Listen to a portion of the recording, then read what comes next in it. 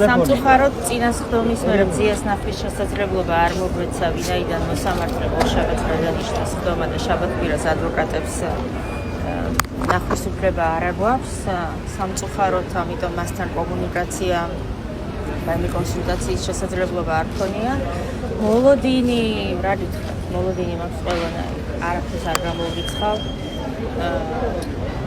არც ერთი სცენარის პირობებში წინა პროცესის მერე ვთქვი, ანუ ბურთი მათ მოედანზეა.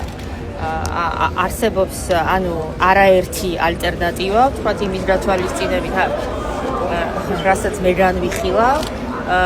არაერთი ალტერნატივა, რანა იმიტომ, რომ ყველა ეს ალტერნატივა სწორია სამართლებრივად. სამართლებრივად მხოლოდ ერთი გადაწყვეტილება გახლავთ სწორი, გამამართლებელი განაჩენი და ამაზე მინიმუმ 7 საათი ვისაუბრე.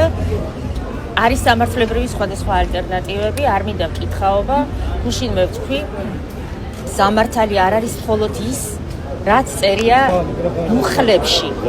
რაც წერია მუხლებში, იმას სამართლებრივი განმარტება ჭირდება და სამართალი არის ის, რაც დასანახია სასამართლო დარბაზებში, რასაც ვერ დაინახავთ სასამართლო დარბაზში და ვერ იგრძნობთ, ის არ არის სამართალი.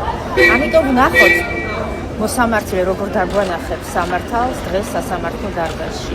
სხვა კონკრეტულს ვერ დღეს გამოიტანს თუ არა განაჩენს ეს მოლოდინიანი ინფორმაცია თუ ჩვენ წინა კვირასაც ვავრცელეთ და ხვალიდან ჩვენი ინფორმაციით შვებულება აქვს დაწერილი ქალბატონ სახელაში. არ ვიცი, დღეს ზიას საბოლოო სიტყვა. მას შეუძლია გამოაცხადოს დღეს გადაწყვეტილება, შეუძლია გამოაცხადოს შემდეგ. ამიტომ ამის ასე ვთქვათ, ზუსტად ამის მოლოდინი არ მაქვს, თუმცა შინაგანად გონია, რომ დღეს გამოაცხადებს გადაწყვეტილებას.